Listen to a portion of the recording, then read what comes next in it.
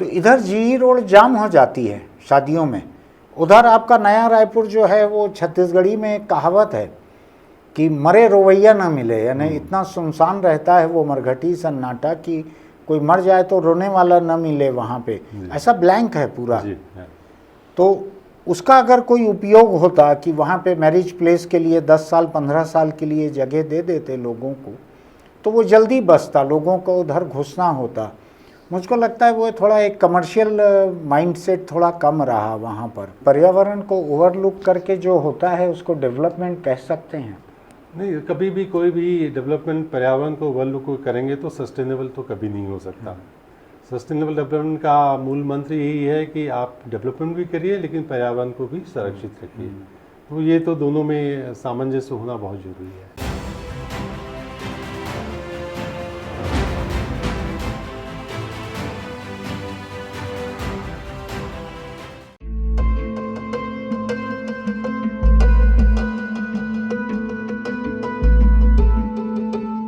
नमस्कार, मैं छत्तीसगढ़ अखबार के YouTube चैनल इंडिया आजकल के स्टूडियो से सुनील कुमार। बहुत दिन बाद मैं एक इंटरव्यू करने के लिए बैठा हूँ।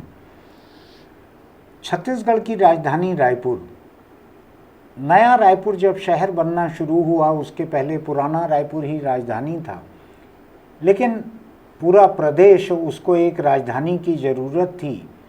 तो एक नए इलाके को छांटा गया, वहाँ पर नई राजधानी बनना शुरू हुआ जो आज हिंदुस्तान की सबसे चर्चित राजधानी बनी हुई है। बहुत बड़ा ढांचा है उसका। कई बार ये भी लगता है कि क्या इतना बड़ा ढांचा सचमुच चाहिए, लेकिन ये मन की बात है।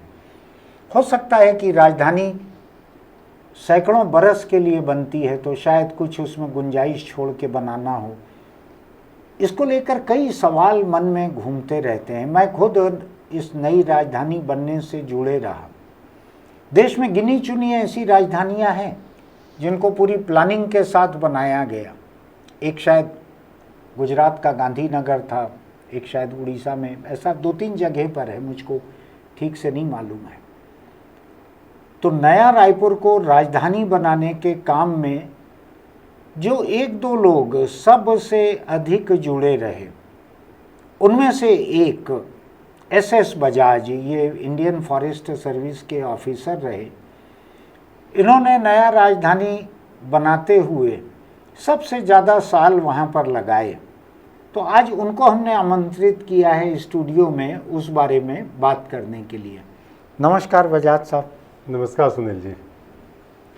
बहुत समय से आपसे बात करना चाह रहा था मैं। नया रायपुर में मेरी दिलचस्पी बहुत समय से रही। आप लोगों ने भी एक वर्कशॉप किया था, इंटरनेशनल वर्कशॉप, उसमें मुझको जूरी मेंबर भी एक समय बनाया था। तो आप कितने साल करीब नया रायपुर प्रोजेक्ट से जुड़े रहे? मैं लगभग 12 साल तक सीधे तौर पर जुड़ा रहा। हाँ। और उसके बाद बोर्ड मेंबर के रूप में, वाइस चेयरमैन के रूप में 4 साल और जुड़ा रहा। इन्हें 16 साल। 16 साल। और ये बनना कब शुरू हुई है राजधानी? इसका जो कॉन्सेप्ट है, ये जैसे ही अपनी छत्तीसगढ़ स्टेट बनी थी 2000 में। हाँ। तो उस समय DKS हॉस्पिटल जो पुराना मंत्रालय बना शुरुआत हुई थी जी, 2001 से ये सुगबुगाहट शुरू हुई थी जी, कि रायपुर शहर के बजाय रायपुर के आसपास कोई एक क्षेत्र चिन्हित करके उसमें नया शहर, नई राजधानी को विकसित किया जाए। हाँ। 2002 में इसमें स्थल चयन का काम शुरू हुआ था। उस समय तत्कालीन अरुण कुमार चीफ सेक्रेटरी थे, अजीत जोगी जी मुख्यमंत्री थे। वो साइट सिलेक्शन का काम मोटा मोटा हो गया था। इसके बाद 2003 के बाद जब सरकार बदली थी तो डॉक्टर रमन सिंह जी की सरकार में फिर पुनः उस कैपिटल को नया सिरे से एक तरह से एक्सप्लोर किया गया कि राजधानी क्षेत्र कहाँ होना चाहिए। बट फॉर्चुनेटली और अच्छी बात ये रही कि जो क्षेत्र मोटा मोटा चयन किया गया था उस समय उसको जारी रखा गया। और कोई राजनीतिक फेरबदल से जगह का साइट सिलेक्शन फेरबदल नहीं हुआ। मोटा मोटा जो 61 गांव जो सिलेक्ट हुए थे वो 61 गांव वही रहा। थोड़ा सा कॉन्सेप्चुअली जो अलग अलग लोकेशन है वो चेंज हुई, लेकिन 61 गांव के हुई जो केंद्र बिंदु मान करके। और नया रायपुर आज जहां जिस स्वरूप में है वो लगभग उसी स्वरूप में पहले भी चयनित था। और नया रायपुर, जैसे आप जानते हैं, पहले इसे नया रायपुर कहते थे, अब वो नवा रायपुर, अटल नगर नया रायपुर हो गया है। तो शासन की मंशा ये थी कि जैसे 3 कैपिटल सिटी बनी है, चंडीगढ़ है, भुवनेश्वर है और गांधीनगर है, उसी तर्ज पे चूँकि रायपुर शहर का इंफ्रास्ट्रक्चर इतना मजबूत नहीं था कि एक कैपिटल के रूप में जो पॉपुलेशन आनी है या जो स्टेट और सेंट्रल गवर्नमेंट के ऑफिसेस आने हैं उसके दबाव को झेल सके। तो 50 किलोमीटर का एक रेडियस में जो नया रायपुर का जो एक स्थल चयन हुआ, उसमें कॉन्सेप्ट ये था कि उसको विश्व स्तरीय एक स्मार्ट सिटी के रूप में, एक सस्टेनेबल सिटी के रूप में, एक ग्रीन सिटी के रूप में उसको डेवलप करें, जिसमें राज्य की जितनी भी आवश्यकताएं हैं, चाहे वो स्टेट गवर्नमेंट के ऑफिसेस हों या सेंट्रल गवर्नमेंट के ऑफिसेस हों, या उन ऑफिसेस के साथ साथ जो पब्लिक एमिनिटीज या सुविधाएं जितनी हैं, चाहे वो रेजिडेंशियल हो, कमर्शियल हो, रिक्रिएशनल हो, एक यहाँ पर एजुकेशन का काफ़ी कमी थी। जो विश्व स्तरीय एजुकेशन संस्थाएं हैं उनको भी ज़मीन चाहिए, अच्छी ज़मीन चाहिए, बड़ी ज़मीन चाहिए। तो उस सब चीज़ों को ध्यान में रख कर के ये नया रायपुर की जो प्लानिंग है और डेवलपमेंट शुरू किया। ये रिक्वायरमेंट प्लानिंग में करीब कितने साल की ध्यान में रखी गई थी? जब मास्टर प्लान 2008 में हमने बनाया था, उस समय 2031 तक का समय हमने दिया था कि 2031 तक ये लगभग 5.5 लाख की पॉपुलेशन के हिसाब से ये शहर डेवलप हो जाए। नया रायपुर केवल नया रायपुर 5.5 लाख पॉपुलेशन, नया रायपुर 5.5 लाख। और वो शहर कितने समय तक चलते रहेगा? ढांचा उसका कितने साल तक साथ देगा? एक विशेष बात यह है कि नया रायपुर को हमने 3 लेयर में डेवलप किया है। अच्छा। लेयर 1 जो 80 स्क्वायर किलोमीटर का एक एरिया है, जो 5.5 लाख की पॉपुलेशन के लिए था। उसके बाद चूंकि शहर जब भी बनता है तो उसका और भी डेवलपमेंट होता है, और उपनगरीय विकास। तो टोटल 232 स्क्वायर किलोमीटर का एरिया जो है वो चिन्हित किया गया है। तो आने वाले और 50 सालों में भी जो भी पॉपुलेशन आएगी उसके हिसाब से भी वहाँ पर एरिया डिमार्केट किया गया है। यानी अगले 50 साल तक उसमें कोई कमी नहीं रहेगी रिक्वायरमेंट, यानी सेचुरेट नहीं होगा 50 साल? नहीं, जो पॉपुलेशन जिस गति से नया रायपुर और रायपुर शहर की बढ़ रही है, 50 साल में ये पर्याप्त रहेगा। ऐसा उतना साथ दे देगा? जी हाँ। अब मैं 2 चीज़ समझना चाहता हूँ कि सरकार को अपने आप के लिए एक ढांचे की ज़रूरत तो थी, और दूसरा बाज़ार में कुछ हिस्सा उसका बेचने के हिसाब से भी, लोगों को देने के हिसाब से भी आप लोगों ने बनाया। इसमें राज्य की जनता के ऊपर कितना आर्थिक बोझ आया था राजधानी का? हमारा जो फाइनेंशियल मॉडल था वो मॉडल ये था कि सेल्फ सस्टेनिंग रहेगा। मतलब जो भी पैसा इस शहर के डेवलपमेंट में खर्च होगा, वो जो ज़मीन डेवलप होगी उस ज़मीन को आउटसोर्स करके, सेल करके, या दूसरे बिल्डर्स को या दूसरी संस्थाओं को दे करके जो पैसा आएगा वो उसी पैसे से हमारा पूरा डेवलपमेंट हो जाएगा। लेकिन शुरुआत में चूँकि आपको लैंड एक्विजिशन के लिए पैसा चाहिए, इंफ्रास्ट्रक्चर के लिए पैसा चाहिए, तो शुरुआत में 500 करोड़ रुपए जो है स्टेट गवर्नमेंट ने एज अ लोन अथॉरिटी को दिए थे। इसके बाद भी कुछ सेंट्रल गवर्नमेंट की फंडिंग आई थी, जो फाइनेंस कमीशन के पैसे होते हैं, प्लस स्टेट गवर्नमेंट का कुछ सपोर्ट था, जिसमें जो हमारे इस्टेब्लिशमेंट के रिक्वायरमेंट है और दूसरी चीज़ें हैं। बाकी हमने बैंक से लोन लेकर के इस पूरे शहर को डेवलप करने की कवायद शुरू करी थी। तो हुडको जैसे है, पंजाब नेशनल बैंक है, इनसे हमने लोन लिया था, और मुझे खुशी है आज की डेट में सारे लोन जो है वो रीपेमेंट हो चुके हैं। ऐसा? जी हाँ। यानी ये इसमें राज्य सरकार ने जो पैसा दिया, केंद्र ने जो दिया, वो सीमित पैसा था? वो सीमित पैसा था। किसी पूरा का पूरा नया रायपुर जो बना है वो जनता पे बोझ नहीं है? नहीं, मतलब थोड़ा बहुत बोझ होगा, जो एस्टैब्लिशमेंट का खर्चा है या मेंटेनेंस के जो खर्चे हैं, लेकिन उसके अलावा जो डेवलपमेंट का खर्चा है वो पूरी राशि जो है। और अभी वो रकम लौटने की गुंजाइश बाकी है वहाँ पे? अभी भी मेरी नॉलेज में जो है कि अभी भी वहाँ काफ़ी लैंड बैंक है, जिसे हम सेल करके आने वाले 10 साल 15 साल में जो भी एक्सपेंडिचर होगा, जो भी इंफ्रास्ट्रक्चर का या दूसरी चीज़ों का, उसके लिए पर्याप्त पैसे अथॉरिटी के पास में होंगे। अभी आप जब तक वहाँ पे थे आपको ये अंदाज है क्या कि उसकी आबादी कितनी हो गई थी? 2015 के आसपास करीब 80,000 से 1 लाख की आबादी हो अच्छा, गई हो थी। चुकी थी, जी। 15 में 1 लाख हो चुकी थी। क्योंकि जो प्लानिंग थी एक सेक्टर डेवलपमेंट के लिए, एक सेक्टर की हमने 20,000 की पॉपुलेशन हमने अनुमानित की थी, हमारी प्लानिंग उसी हिसाब से थी। जो सेक्टर 27 और 29 जो हाउसिंग बोर्ड का है, वो 2 सेक्टर पूरी तरह डेवलप हो गए, तो लगभग 40,000 की आबादी वो 2 सेक्टर में पूरी आ सकती है। अच्छा, इसके अलावा 2 सेक्टर और थे जो प्राइवेट बिल्डर्स को दिए थे प्लॉट्स करके, तो ऐसे करके लगभग 70 से 80,000 की आबादी वहाँ हो चुकी थी। अच्छा, अभी और बढ़ चुकी होगी? अभी और बढ़ चुकी होगी जी। एक चीज़ मुझको बतलाइए, एक वर्कशॉप जिसकी मैंने चर्चा की कि आप लोगों ने मुझको भी उसमें आमंत्रित किया था, जूरी मेंबर बनाया था, उसमें कई देशों के टाउन प्लानर और आर्किटेक्ट्स और एक्सपर्ट्स आए थे, और मुझको उसका विषय अच्छे से याद है कि जो मौजूदा रायपुर शहर था उस समय और नया रायपुर, इनके बीच किस तरह से अंतर संबंध बढ़ाए जाएं, ये था जी। आप तो लगातार यहाँ पे रहे, खुद रहते भी पुराने रायपुर में रहे, नया रायपुर को देखते रहे, इन दोनों के बीच आपको क्या लगता है, ऐसा रिश्ता बन पाया, नहीं बन पाया, एक हारमोनी बन सकी कि नहीं बन सकी? जो शुरुआती मास्टर प्लान था उसमें ये कोशिश हुई थी कि रायपुर और नया रायपुर को हम रोड से और रेलवे से कनेक्ट करें। तो आपने एक्सप्रेसवे, जो आज जिस एक्सप्रेसवे का यूज करके हम नया रायपुर जाते हैं, तो वो एक्सप्रेसवे इसलिए बनाई गई थी कि रायपुर और नया रायपुर के बीच का जो ट्रैवल टाइम है वो कम से कम रहे। इसी प्रकार जो मंदिर हसौद से एक रेलवे लाइन जो पहले नैरो गेज मीटर गेज थी, उसको ब्रॉड गेज में कन्वर्ट करके उसको जोड़ा गया। एयरपोर्ट तो था ही, क्योंकि नया रायपुर रायपुर के बीच में, तो कनेक्टिविटी वाइज तो रायपुर और नया रायपुर के बीच में शुरू से ये मास्टर प्लान में प्रोविजन था।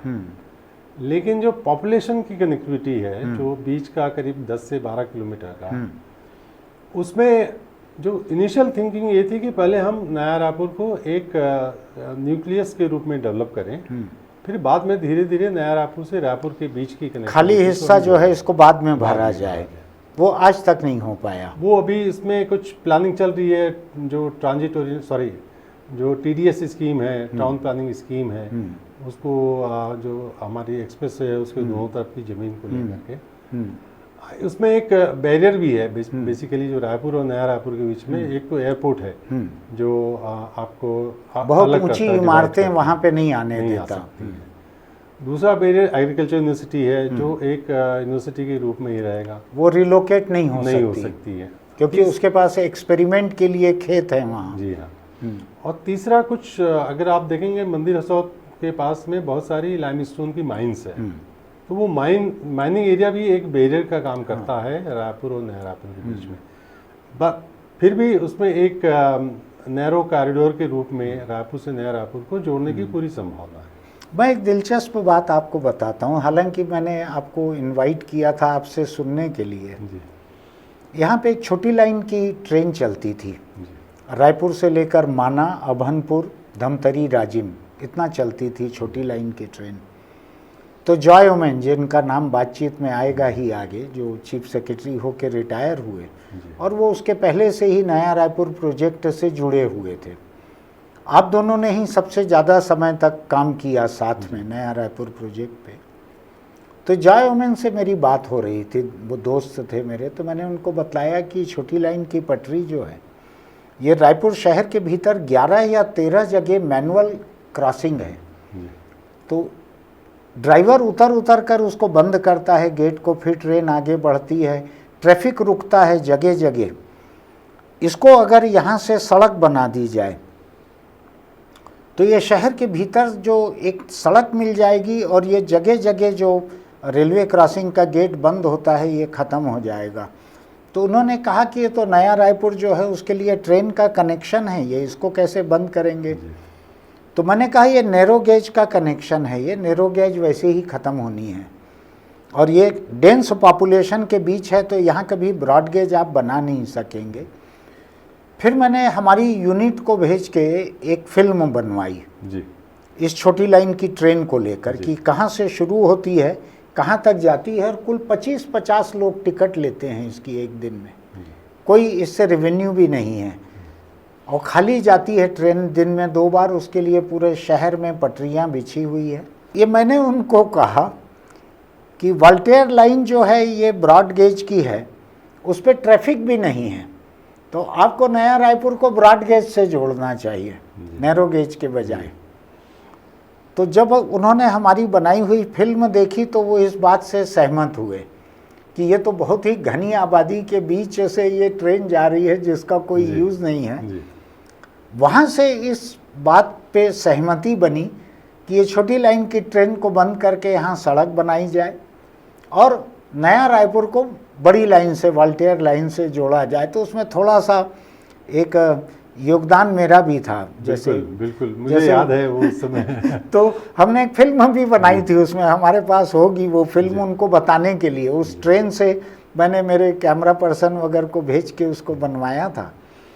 बाद में आपको ध्यान होगा रेलवे ने उस ज़मीन का पैसा मांगा, फिर कुछ हुआ, लेकिन निपट गया वो मामला। और आज जो एक्सप्रेस हाईवे एक लाइफ लाइन बना हुआ है नया रायपुर पुराने रायपुर के बीच में ही नहीं, खुद पुराने रायपुर के भीतर भीतर ये एक्सप्रेस हाईवे इतनी बड़ी लाइफ लाइन बना है कि किसी शहर को ऐसा बाईपास शहर के बीचों बीच से मिलता नहीं है।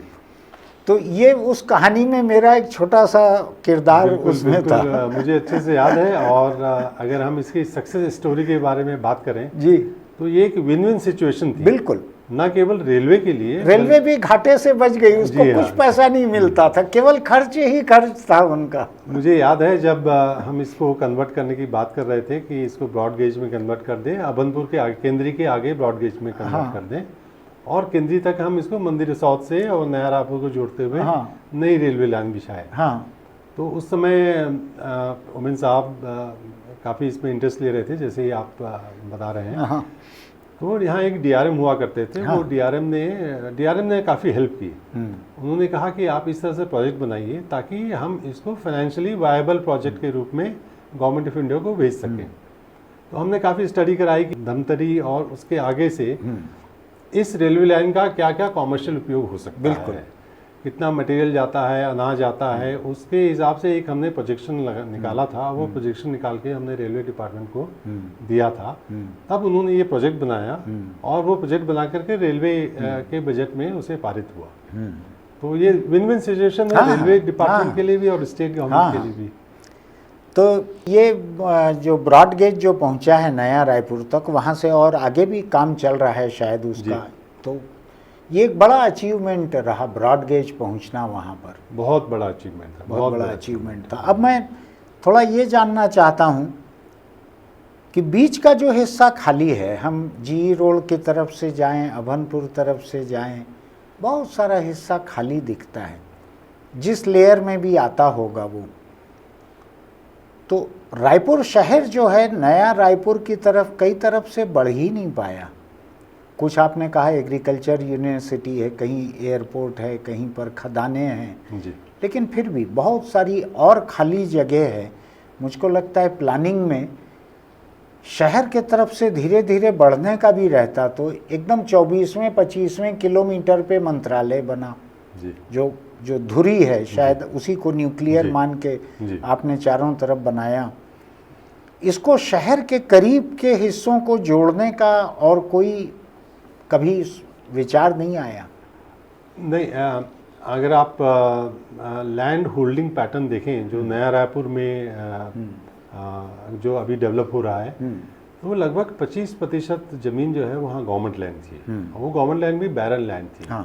जहाँ आज मंत्रालय बना है राखी, कुहेरा और कोटरा भाटा का, वहाँ लगभग 100 से 150 हेक्टेयर ज़मीन जो है वो गवर्नमेंट लैंड थी। तो जब ये चर्चा चल रही थी हर स्तर पे, कैबिनेट स्तर पे, तो ये वाकई में पहले हम गवर्नमेंट लैंड को टारगेट करें और ताकि लैंड एक्विजिशन का कम से कम लोड पड़े, और गवर्नमेंट लैंड जहाँ ज़्यादा हो वहाँ पर हम पहला जो हमारा कैपिटल कॉम्प्लेक्स है वो डेवलप करें। तो इसीलिए जो मंत्रालय है, पहले जो पुराना कॉन्सेप्ट प्लान था वो तो और आगे था, करीब और 10 किलोमीटर आगे था। फिर बाद में मंत्रालय की जो कैपिटल कॉम्प्लेक्स की लोकेशन है वो बीच में, शहर के बीच में उसको मास्टर प्लान में रखा गया।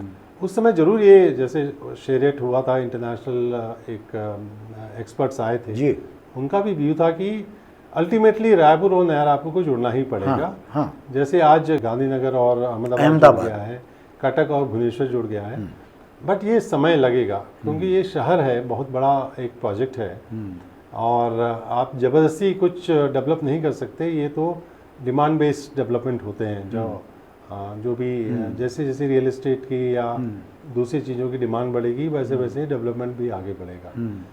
अभी पिछले 2-3 सालों से मैं बीच में चेयरमैन भी रहा नया रायपुर डेवलपमेंट अथॉरिटी का। तब शासन ने ये कहा कि हम अब इसमें TDS स्कीम लेके आए जो रायपुर और नया रायपुर के बीच में है।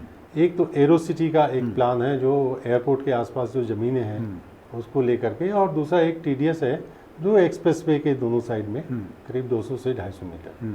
और मेरे ख्याल से वो TDS स्कीम लगभग फाइनल हो चुकी है, डेवलपमेंट की स्टेज में है। तो आने वाले हो सकता है 4-5 साल में ये जो अभी गैप दिख रहा है वो गैप दिखना बंद हो जाए।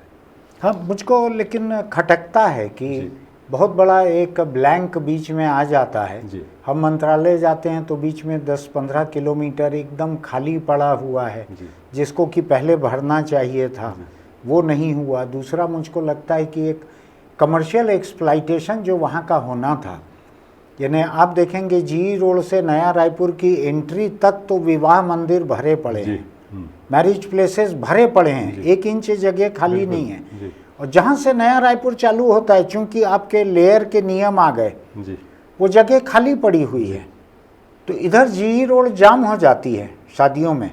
उधर आपका नया रायपुर जो है वो छत्तीसगढ़ी में एक कहावत है कि मरे रोवैया ना मिले, यानी इतना सुनसान रहता है वो मरघटी सन्नाटा कि कोई मर जाए तो रोने वाला न मिले वहाँ पे, ऐसा ब्लैंक है पूरा। तो उसका अगर कोई उपयोग होता कि वहाँ पे मैरिज प्लेस के लिए 10 साल 15 साल के लिए जगह दे देते लोगों को, तो वो जल्दी बसता, लोगों को उधर घुसना होता। मुझको लगता है वो थोड़ा एक कमर्शियल माइंडसेट थोड़ा कम रहा वहाँ पर। उस समय की ये सोच थी कि पहले हम उस न्यूक्लियस को डेवलप करें, अदरवाइज क्या होगा अगर आप रायपुर शहर से शुरू करते तो सारा डेवलपमेंट रायपुर के इर्द गिर्द रहता, क्योंकि लोगों की टेंडेंसी है कि दूर जाकर के कोई नॉन रेजिडेंशियल या कॉमर्शियल सटे में पहले होता। तो वो जो डेवलपमेंट आज नया रायपुर में 4-5 सेक्टर्स पूरी तरह डेवलप हो गए हैं, लोग रहने लग गए हैं, बहुत सारे ऑफिस चले गए हैं वहाँ पर, कॉमर्शियल भी थोड़ा बहुत शुरू हुए हैं, होटल शुरू हो गया, फिर होटल शुरू हो गया, तो वो शायद वहाँ शुरू होने में और 10 साल लग जाते अगर हम यहाँ से शुरू करते।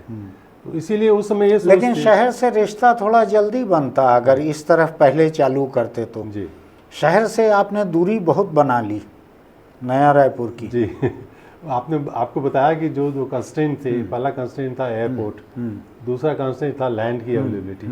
ये दोनों बड़े मेजर कंस्ट्रेंट। एक बात मुझको ये बतलाइए, जो लेयर्स आपने बनाई, जितना आपने भूमि अधिग्रहण कर लिया पैसा देकर, वहाँ तक तो ठीक था।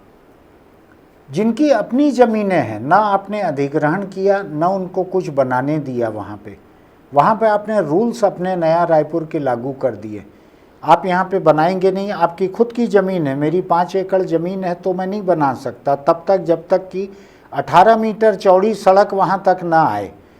कुल मिला के आपने जो लैंड ओनर थे आसपास के गांवों के हजारों, उन लैंड ओनर्स को अपनी ही ज़मीन के उपयोग करने से वंचित कर दिया, क्योंकि आपकी एक मोनोपोली थी। सरकार एक मोनोपोली है, सरकार एक एक्ट लाकर, एक मास्टर प्लान बनाकर नियम लाद सकती है कि आप यहाँ पर अपनी खुद की ज़मीन में मकान, मेरी 5 एकड़ ज़मीन है, मैं उसमें 1000 स्क्वायर फीट का मकान भी नहीं बना सकता, क्योंकि वहाँ तक 18 मीटर की सड़क नहीं है।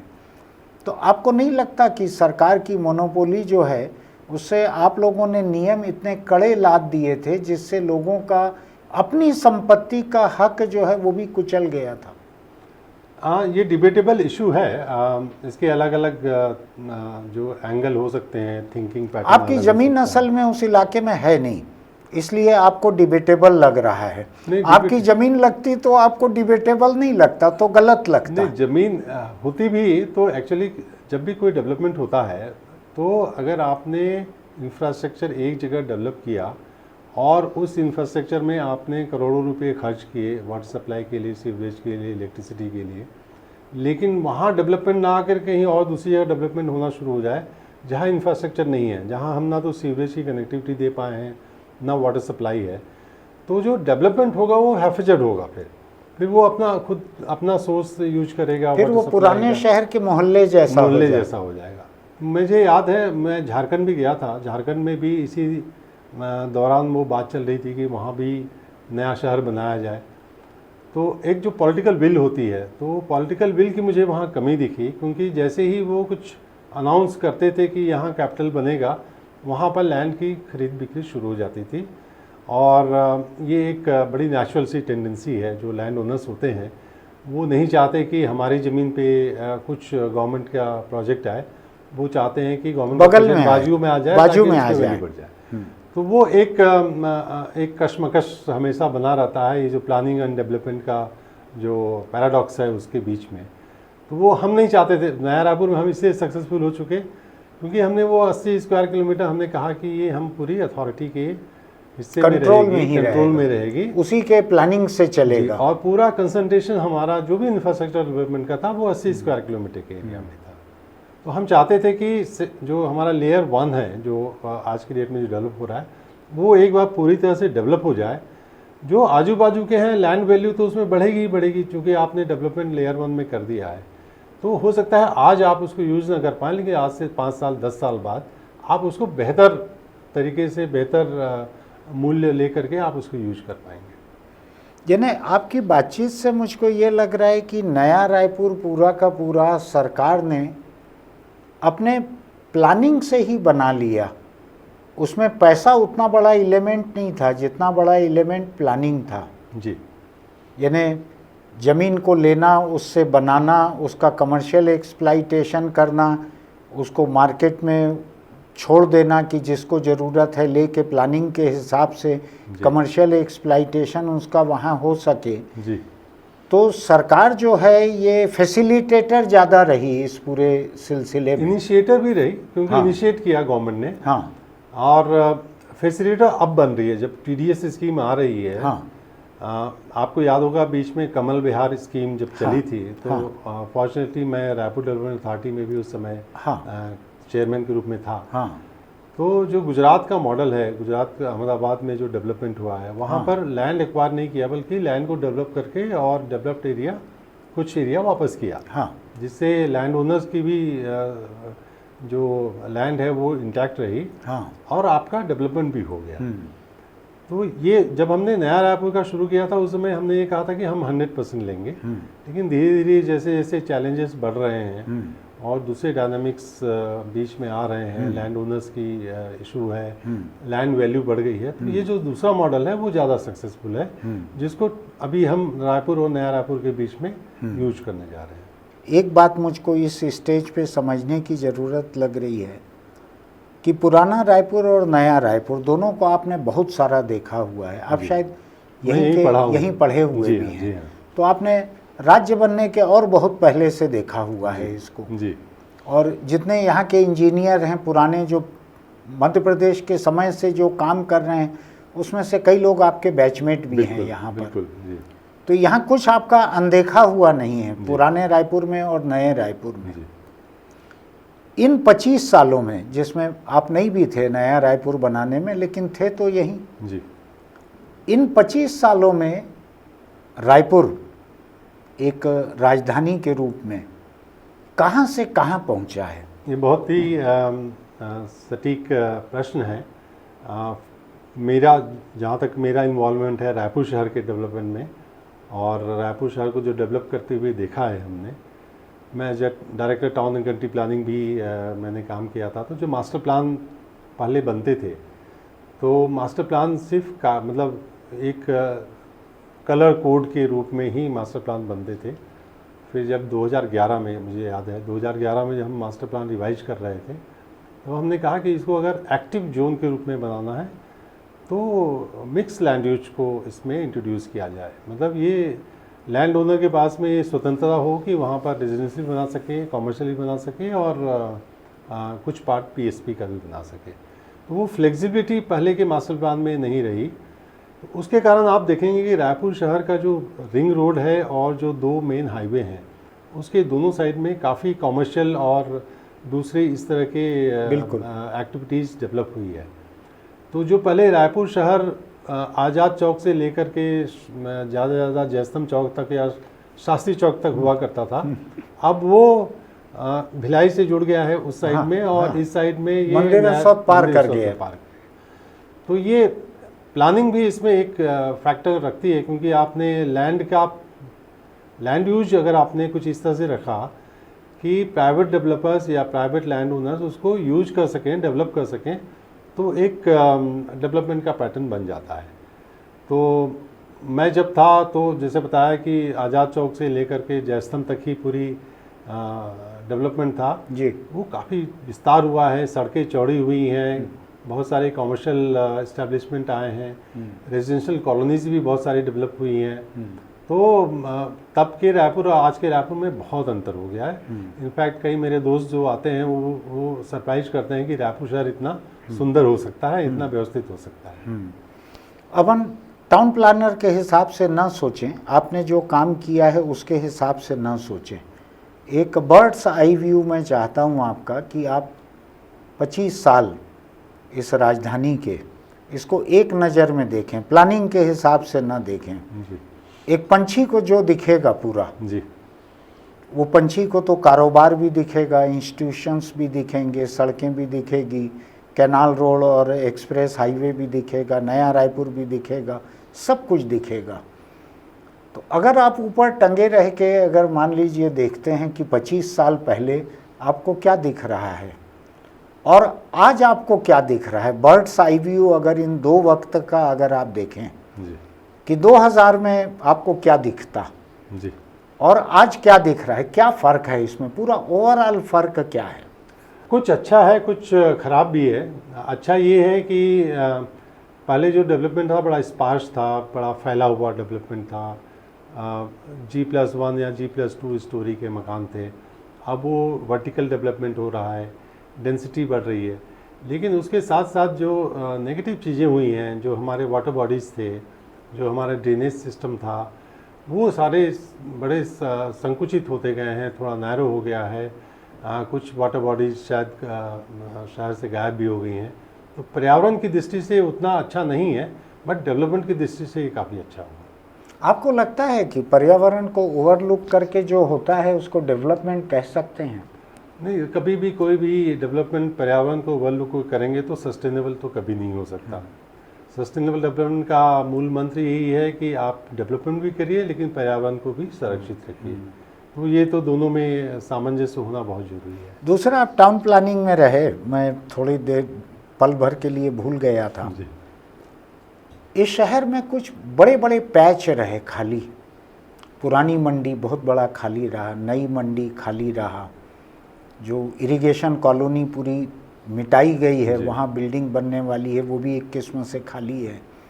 बीटीआई मैदान खाली था, वहाँ भी कुछ बनने जा रहा है। म्यूनिसिपल का पुराना ऑफिस, मैं बचपन से जिसको देखते आ रहा था, अब ऑफिस नहीं रह गया वहाँ, तो अब वहाँ भी कोई कमर्शियल प्रोजेक्ट बनने जा रहा है। टाउन प्लानिंग की कौन सी ऐसी थ्योरी है, कौन सी ऐसी फिलॉसफी है जो शहर के बीच में जितने ओपन स्पेस हैं, चाहे वो भैंसथान हो, चाहे वो पुरानी मंडी हो, नई मंडी हो, चाहे वो छत्तीसगढ़ हाट वाली जगह हो पंडरी की, चाहे वो बीटीआई मैदान हो, इरिगेशन कॉलोनी हो, इन सब को कमर्शियली एक्सप्लॉइट किया जाए और इन सब ओपन स्पेसेस को ख़त्म कर दिया जाए जो या तो ओपन है या आज वेकेंट हैं और गवर्नमेंट के पास हैं। ये कौन सी फिलॉसफी है टाउन प्लानिंग की, मास्टर प्लान की, जो इसकी इजाज़त देती है? मास्टर प्लान तो बेसिकली ये बताता है कि उस एरिया में किस तरह का डेवलपमेंट होना चाहिए, रेजिडेंशियल है क्या, कमर्शियल है या उस तरह का। मुझे याद है जब हम नया रायपुर शिफ्ट कर रहे थे, रायपुर से नया रायपुर शिफ्ट कर रहे थे, तो एक कमेटी बनी थी। उस कमेटी को ये देखना था कि जो ओल्ड प्रीमाइसेस हैं उसका क्या बेस्ट यूज हो सके।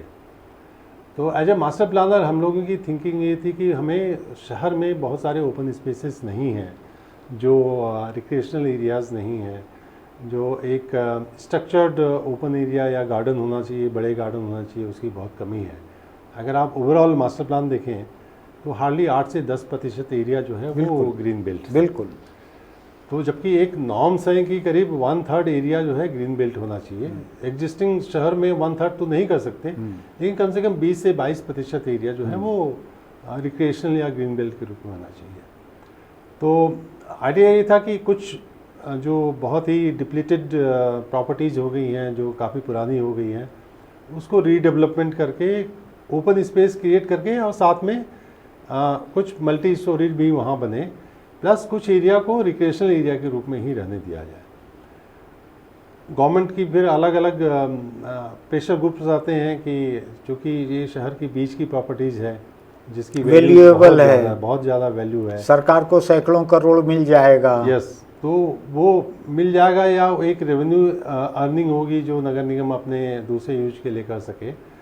तो उस जो एक रस्साकसी है कि उसको किस तरह से यूज किया जाए, क्या उसको कॉमर्शियली एक्सप्लॉयटेबल यूज किया जाए या इन्वायरमेंटली सस्टेनेबल यूज किया जाए, उसके बीच में थोड़ा सा बैलेंस बनाना जरूरी है। बजाज साहब, टाउन प्लानिंग की बहुत ही एक बुनियादी नेचुरल समझ मुझको है, मेरा पढ़ा हुआ नहीं है आपके जैसा इंजीनियरिंग, लेकिन मुझको ये बतलाइए, कई एकड़ का कोई इलाका है जिसके चारों तरफ की सड़कें जाम हैं, अभी भी दिन में कई घंटे अभी भी जाम रहती है सड़कें, उस जगह को आप कमर्शियल एक्सप्लाइटेशन के लिए खोल रहे हैं, चाहे टाउन प्लानिंग में खोलें, चाहे सरकार के स्तर पे खुले, चाहे म्यूनिसिपल इजाज़त दे, जिसमें चारों तरफ ट्रैफिक जाम है। अभी बीच में आप 50 एकड़ की पुरानी मंडी में और कमर्शियल एक्सप्लाइटेशन करेंगे तो ट्रैफिक कोई हेलीकॉप्टर से तो जाएगा नहीं। जो सड़कें चौक हैं, चारों तरफ चौक हैं सड़कें,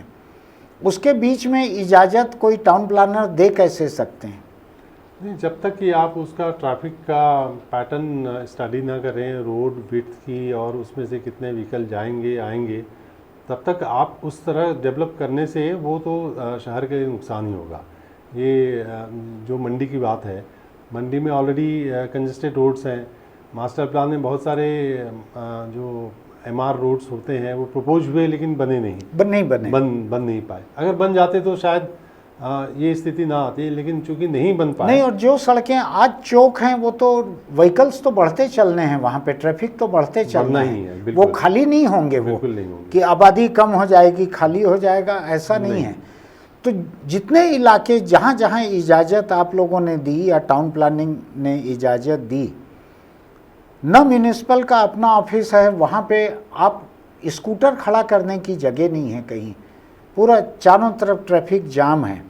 पंडरी चारों तरफ ट्रैफिक जाम है, वहाँ पे एक हाट के नाम से, चूँकि सेंट्रल गवर्नमेंट का 150 करोड़ का हैंडीक्राफ्ट का एक फंड है बिल्डिंग बनाने का, तो वहाँ मल्टी स्टोरीड एक मॉल जैसी बिल्डिंग बना दी जा रही है। वहीं पे नए मंडी की जो खाली जगह है उसमें जेम्स एंड ज्वेलरी पार्क बना दिया जा रहा है, जो फिर ट्रैफिक लेके आएगा। और इरिगेशन कॉलोनी पूरी की पूरी बहुत बड़ी, उसको हाउसिंग बोर्ड एक्सप्लॉइट करने जा रहा है। एक भी तो इलाका ऐसा है नहीं जहाँ ट्रैफिक जाम ना रहता हो। इनको इजाज़त मिलती कैसे है? आप तो टाउन प्लानिंग में रहे हुए हैं, इनको कैसे इजाज़त, इनका एनवायरमेंटल इम्पैक्ट असेसमेंट नाम की कोई चीज़ होती है कि नहीं? ऐसा नहीं है। जो गवर्नमेंट के रूल्स हैं उसमें ये है कि आप 50,000 स्क्वायर मीटर से ज़्यादा का कोई भी डेवलपमेंट कर रहे हैं तो आपको एनवायरमेंटल क्लियरेंस लेना पड़ता है। उसमें वो सारी चीज़ें देखते हैं, पार्किंग नॉर्म्स क्या हैं, रोड विड्थ क्या है, कितना ट्रैफिक जनरेट होगा, सीवरेज ट्रीटमेंट का क्या है, वो सब होता है जो बड़े प्रोजेक्ट्स हैं। लेकिन छोटे प्रोजेक्ट्स में वो चीज़ें लागू नहीं होती जो 50,000 स्क्वायर मीटर से कम के हैं। दूसरा, जो मास्टर प्लान तो ये कहता है कि आपका लैंड यूज अगर यहाँ कॉमर्शियल है और रोड विड्थ आपकी 30 मीटर है तो आप इस तरह का इसका उपयोग कर सकते हो। ये मतलब एज पर मास्टर प्लान कर सकते हैं। लेकिन जब हम मास्टर प्लान बनाते हैं तब हमको प्रॉपरली असेस करना चाहिए कि हमारी डेंसिटी अगर वहाँ बढ़ेगी तो हमारा रोड विड्थ है, एग्जिस्टिंग रोड विड्थ और जो ट्रैफिक जनरेट होगा क्या वो उसके लिए पर्याप्त है या नहीं है। फिर उसके हिसाब से फिर आपको रिस्ट्रिक्शंस लगाने पड़ते हैं कि आप या तो FAR वहाँ बहुत ज़्यादा ना दें, लो डेंसिटी का ही डेवलपमेंट हो। तीसरा जो सबसे बड़ी बात है कि अभी तक हम पूरी प्लानिंग करते हैं कि हम निजी वाहन के हिसाब से हमने ट्रैफिक सिस्टम डिज़ाइन किया, जबकि इस शहर को पब्लिक ट्रांसपोर्ट सिस्टम की बहुत ज़रूरत है। जब तक कि एक एफिशिएंट और मास ट्रांसपोर्ट नहीं रहेगा, सिस्टम नहीं रहेगा, तब तक गाड़ियों की डेंसिटी कम नहीं होगी सड़क पर। सड़कें कितनी भी चौड़ी कर लें वो हमेशा चौक ही रहेंगी।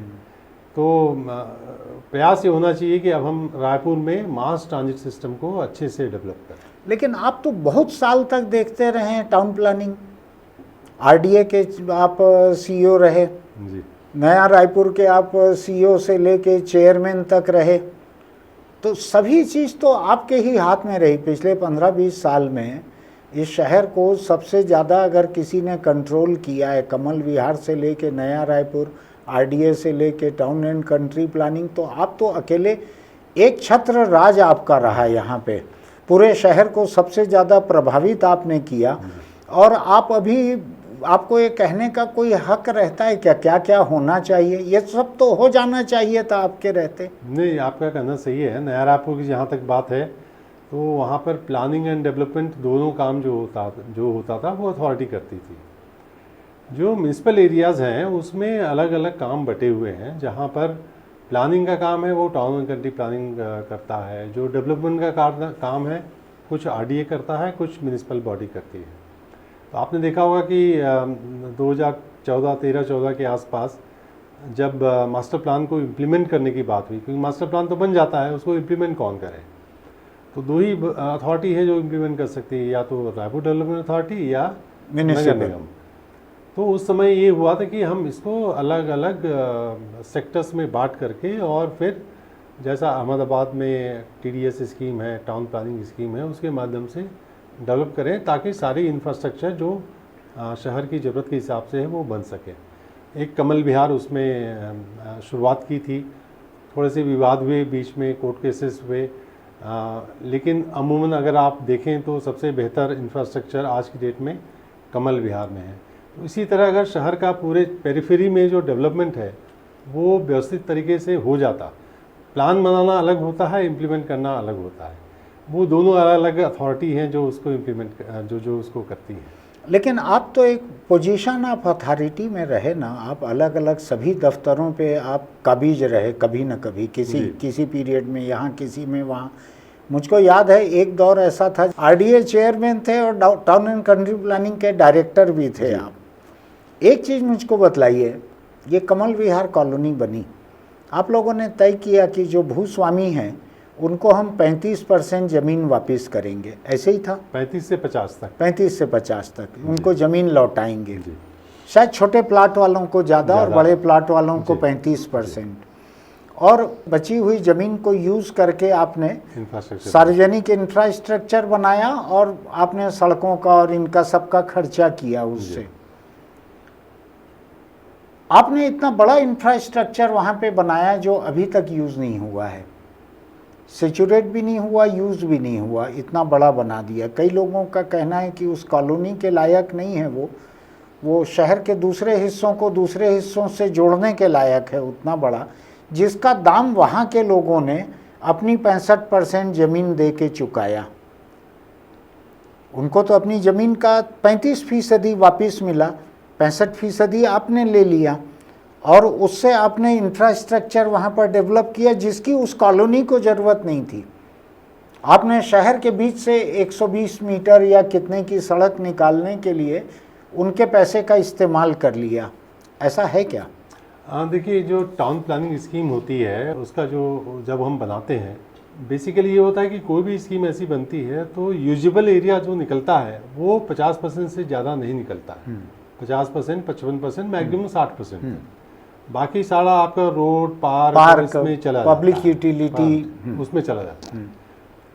तो अगर 35 से 50% अगर एवरेज मान लें कि 40% लैंड वापस किया तो अथॉरिटी के पास में 10% मुश्किल 10% लैंड बचती है, जिससे पैसा निकाल के आपने इंफ्रास्ट्रक्चर बनाया। ये जरूर है कि उसका जो इंफ्रास्ट्रक्चर बना है, जो हम बात करते हैं ना कि रायपुर शहर में सकरी रोड है और पॉपुलेशन ज़्यादा हो गई तो ट्रैफिक डेंसिटी वो बर्दाश्त नहीं करेगी। वहाँ पर अगर सारे प्लॉट्स वो डेवलप हो जाएं तो वो सड़क आज हमको छोटी लगने लगेगी। कमल विहार की भी, क्योंकि तो अभी वहाँ मुश्किल से 10% ही डेवलपमेंट आया है।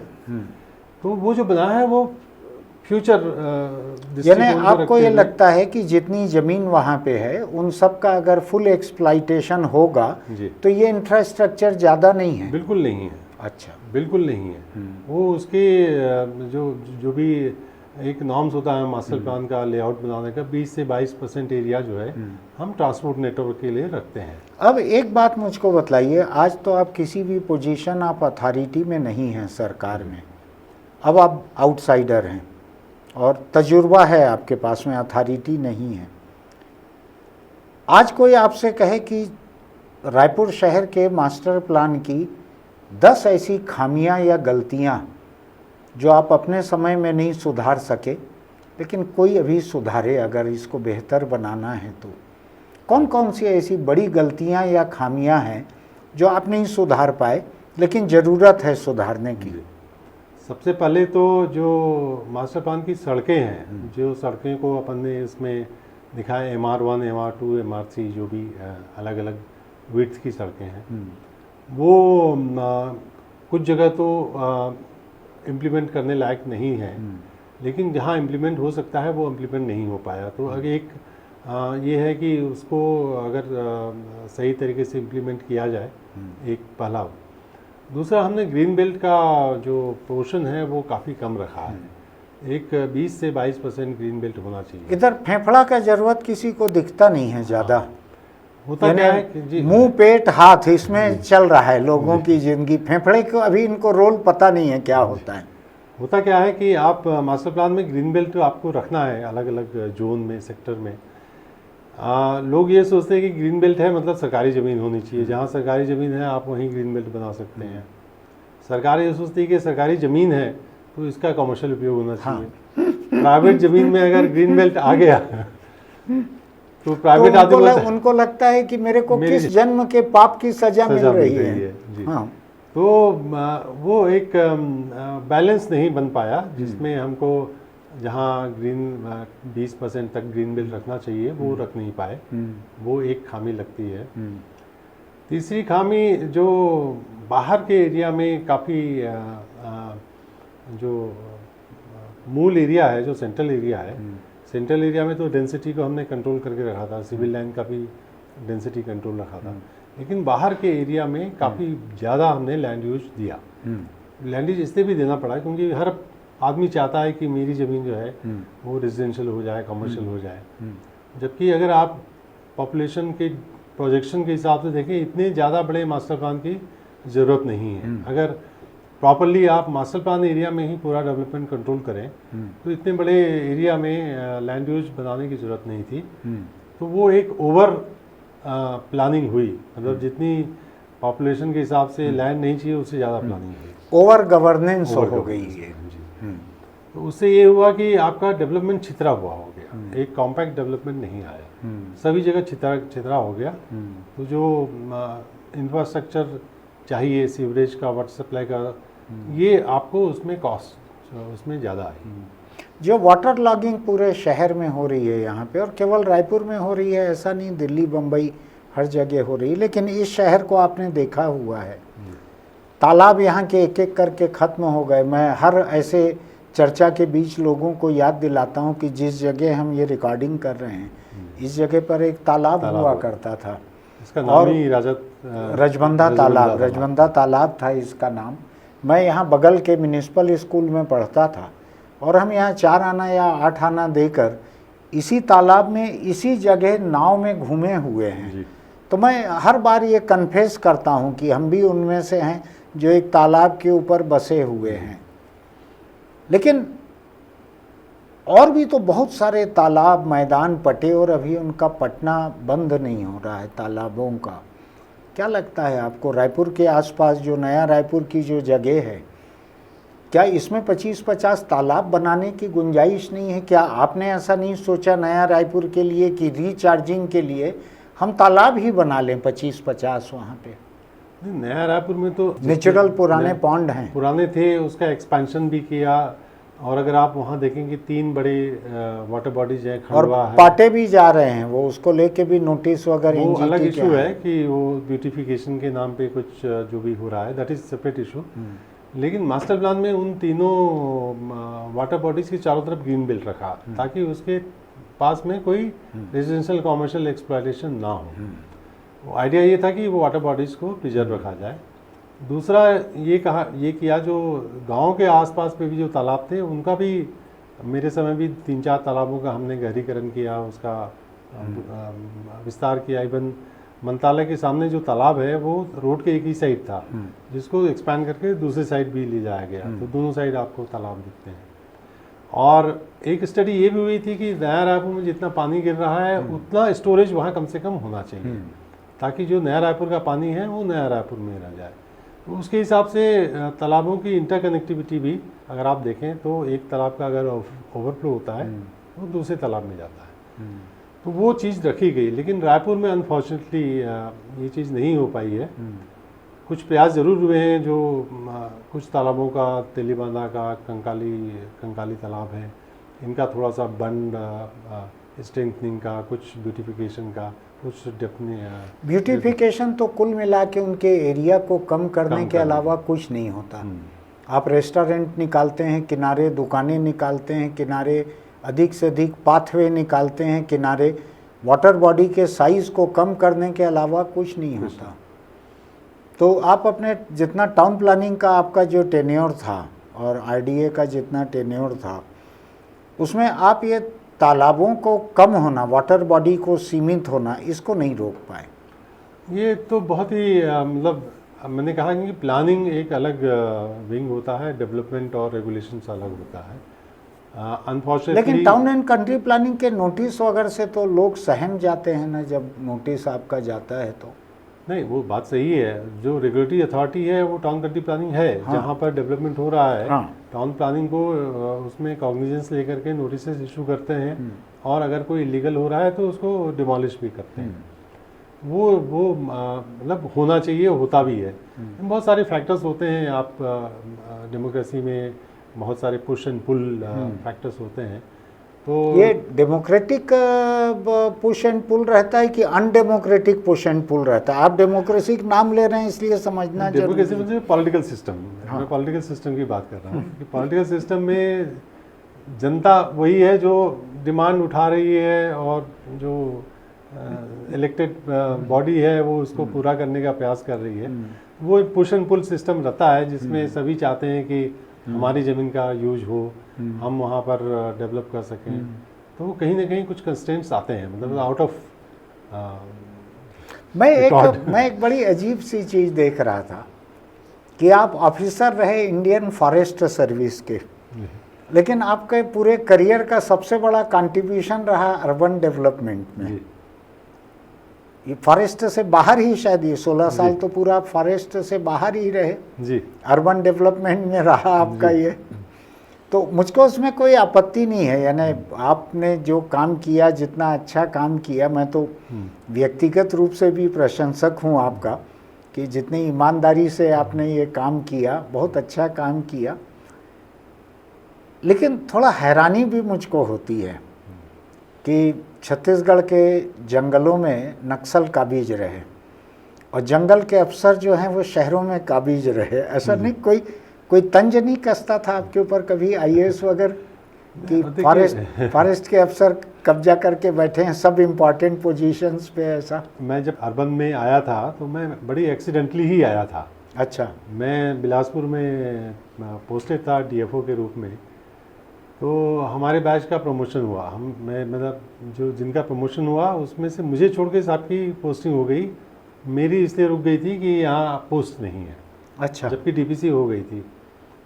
तब फिर मैंने रिक्वेस्ट किया, तो फॉर्चुनेटली जो यहाँ पर urban development and town planning पहले एक ही डिपार्टमेंट हुआ करता था। हाँ तो ये बात उठी कि अब इसको 2 भागों में बांटना है। तो डायरेक्टर टाउन प्लानिंग के रूप में वो दे वर लुकिंग फॉर किसी ऑफिसर्स की तो बात कर आपका रहे थे। इंजीनियरिंग का बैकग्राउंड भी काम आया उसमें? इंजीनियरिंग का बैकग्राउंड उस समय अफसरों की कमी थी, काफ़ी कमी थी। राज्य नया बना राज्य था, नया बना था, काफ़ी भोपाल कमी से थी। आईएएस यहाँ आना नहीं चाहते थे, कोर्ट वगैरह में तक जाके लड़ रहे थे। तो आईएएस अफसर्स के पास में बहुत एक के पास में 3-3 4-4 डिपार्टमेंट थे। तब फिर वो मैं एक्सीडेंटली जो है टाउन कंट्री प्लानिंग डायरेक्टर बन के यहाँ आया। अदरवाइज मेरी तो इच्छा थी कि मैं वहीं पर बिलासपुर के आसपास ही अपनी नौकरी निकाल लेता। तो बजाज साहब, आपसे बड़ी दिलचस्प बातचीत हुई। मैं एक सवाल को फिर रिपीट कर रहा हूँ कि 25 साल में आपने रायपुर को कहाँ से कहाँ पहुँचते देखा है, और अगले 25 साल में आप इसको कैसा देखना चाहते हैं। जी। होगा नहीं होगा अलग बात है, ये देखा हुआ है, इसमें चाहत कुछ नहीं है, ये तो जी। जो हुआ है वो है पिछले 25। अगले 25 में क्या चाहते हैं देखना आप? 25 साल में अगर मैं ये कहूँ कि रायपुर शहर जो है वो एक कस्बाई शहर था जब 2000 की बात है। आज की डेट में वो एक प्रॉपर शहर के रूप में, जहाँ सारी सुविधाएं हैं, उन सुविधाओं के साथ में डेवलप हो चुका है। और 25 साल के बाद में मैं इसको एक कैपिटल रीजन के रूप में देखना चाहता हूँ, जिसमें रायपुर, नया रायपुर, भिलाई, दुर्ग, राजनांदगांव तक एक मेट्रोपॉलिटन सिटी के रूप में ये डेवलप हो। और प्रदेश के जितनी भी रिक्वायरमेंट हैं, चाहे वो एजुकेशन से हो, इंडस्ट्री से हो, आईटी इंडस्ट्री से हो, तो यहाँ के युवाओं को यहीं पर इसी शहर में, इसी मेट्रो सिटी में ही जॉब मिले, वो जॉब के लिए कहीं बाहर न जाएं, जो आर्थिक प्रगति है वो बढ़े और यहाँ का इंफ्रास्ट्रक्चर बहुत मजबूत हो। ये मेरा 25 साल के बाद का विजन है। थैंक यू, बहुत बहुत धन्यवाद बजाज साहब। Thank you. बड़ी दिलचस्प बातचीत हुई। आपने अभी रायपुर शहर को लेकर, नया रायपुर को लेकर एक बहुत ही अद्भुत किस्म का उनका तजुर्बा है। 16 साल से वो किसी न किसी शक्ल में मौजूदा रायपुर और नया रायपुर, इसके विकास को लेकर जुड़े रहे, चाहे आरडीए में हो, चाहे टाउन एंड कंट्री प्लानिंग में हो, चाहे एनआरडीए नया रायपुर अथॉरिटी में हो। 16 साल एक शहर में यहीं पढ़े हैं, इसी इंजीनियरिंग कॉलेज में। हालांकि मैं नहीं जानता, जो हाल मैं शहर का देखता हूँ उसमें इंजीनियरिंग की उनकी पढ़ाई उनको बहुत ज़्यादा काम आई है, जिसको वो democratic political push and pull कहते हैं, वो उस पढ़ाई के ऊपर हावी हो गया। थोड़ा अंदाज लगाना मेरे लिए मुश्किल है, लेकिन मुझको उम्मीद है ये बातचीत आपके लिए बड़ी दिलचस्प साबित होगी। रायपुर शहर जिनके लिए मायने रखता है, या इस तरह का कोई भी शहर हिंदुस्तान का जिनके लिए मायने रखता है, उनके लिए बातचीत और अधिक दिलचस्प होगी। हम फिर मिलेंगे। चलते चलते एक छोटी सी अपील आपसे, सिगरेट, बीड़ी, गुटखा, तम्बाकू अगर आप खाते पीते हैं तो छोड़ दीजिए, वरना मेरे जैसे व्यक्ति आपसे हाथ मिलाना बंद कर देते हैं। आपको पता है कि नहीं, अगर कोई तम्बाकू, सिगरेट, बीड़ी वाले आपसे हाथ मिलाना चाहें तो दूर से नमस्ते कर दीजिए, वरना 2-3 दिन तक आपके हाथ से बदबू आते रहेगी। फिर मिलेंगे।